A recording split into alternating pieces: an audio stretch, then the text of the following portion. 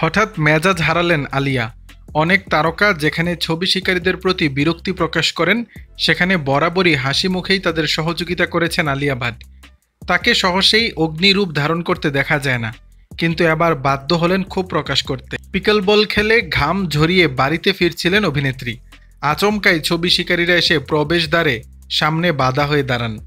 এখানেই শেষ নয়, আলিয়ার পিছু ধাওয়া করে আবাসনে ঢোকারও চেষ্টা করেন তারা। এই ঘটনাতেই মেজাজ হারান আলিয়া ভাট। ক্যামেরার সামনেই তাদের পাঠ দিতে ছাড়েননি অভিনেত্রী। কড়া ভাষায় আলিয়া তাদের উদ্দেশ্যে বলেন, গেটের ভেতরে ঢুকবেন না একদম। এটা আপনাদের আবাসন নয়, দয়া করে বাইরে যান, বের হন এখান থেকে। আপনারা এখানে ঢুকতে পারেন না। তবে নাছোড়বান্দা ছবি শিকারীরাও, তারা সেই মুহূর্ত ক্যামেরাবন্দি করতেই থাকেন। খেপে গিয়ে আলিয়া পাল্টা বলেন, আপনারা এখনও কথা শুনছেন না? বাহ, ধন্যবাদ।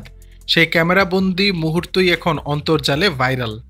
দর্শক, বিষয়টি নিয়ে আপনাদের মতামত জানাবেন নিচের কমেন্ট বক্সে।